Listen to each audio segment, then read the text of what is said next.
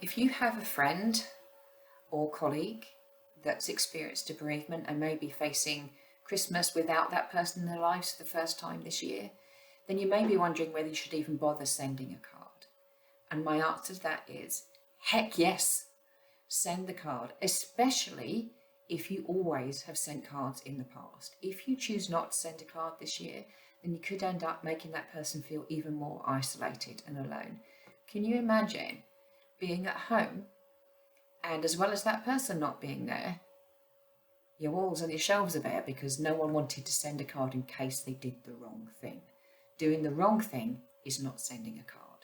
So over the next few minutes, I'm going to give you some hints on do's and don'ts on getting that card as good as it possibly can be.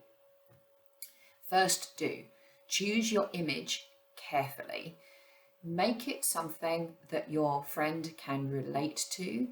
It might be better to choose a blank card rather than specifically anything that looks too jolly, upbeat when they may not be feeling that way. So really think about the person and choose an image that they can relate to, something peaceful, something calming, something that they would find appealing.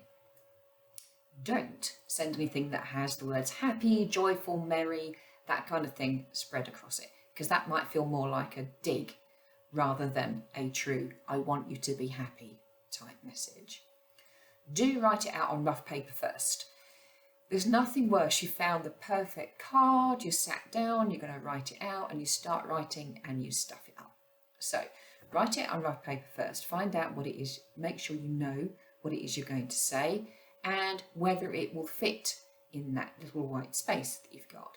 If it's not going to fit, then you can write the longer message on a separate piece of paper and put it in, still writing the card so there's something in there so they know who it's from, but put your note in on a separate piece of nice note paper. Do not rely on the printed message, stick their name at the top and your name underneath, because that just makes it feel like an afterthought.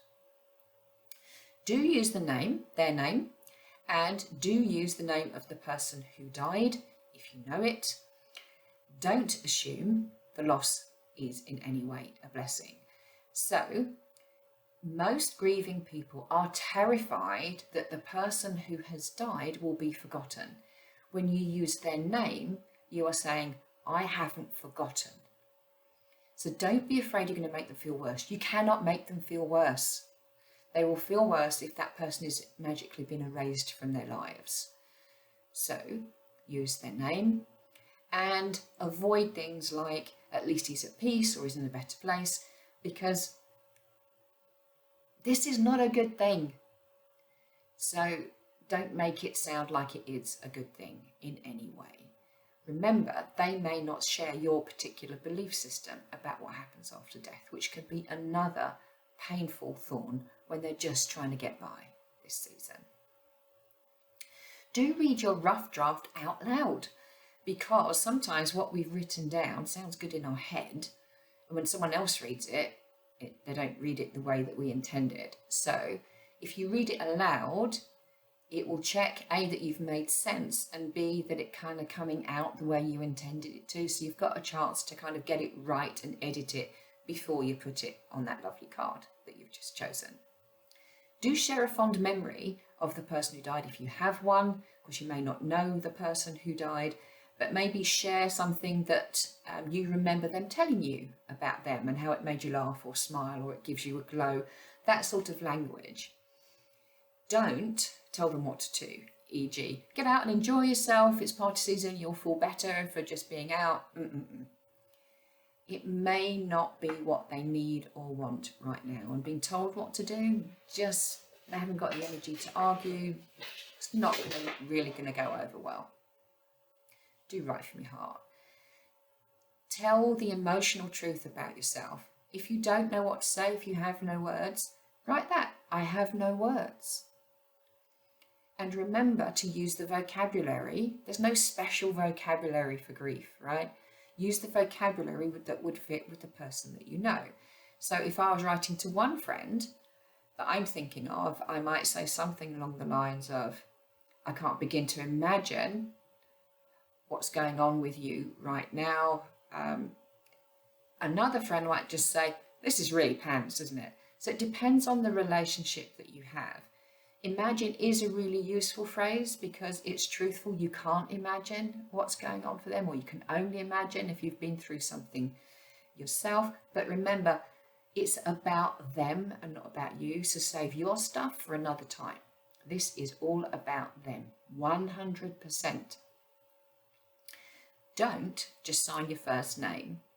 Now, my name's Carole, but I might not be the only Carole this person knows. So if I just scribble Carole, oh, well, is that Carole Henderson, or is that Carole Smith, or Carole Wright, or Carole, you get what I'm saying. So you want them to know that the person that's put a lot of thought into this card is you, right? And you want to be able to have another conversation. So yeah, maybe just scribble your name like you normally do. Obviously, if you're handing it over, it's slightly different. But if this is going in the post, don't make them sit and work it out.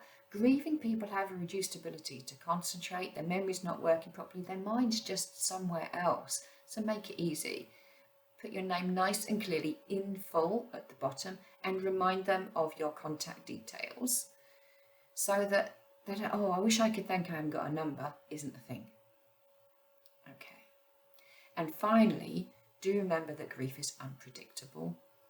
It's a nasty beast. It can take people different ways at different times. So even if you've written a really thoughtful card, you followed all the tips, it should have gone down the right way, sometimes it can get a negative reaction.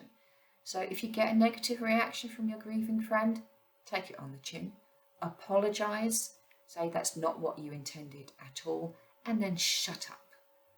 Don't try and make it better. You're probably going to end up making it worse. And forgive them for being snappy with you. They are grieving. They are not themselves. I wish you and your friend a very peaceful Christmas.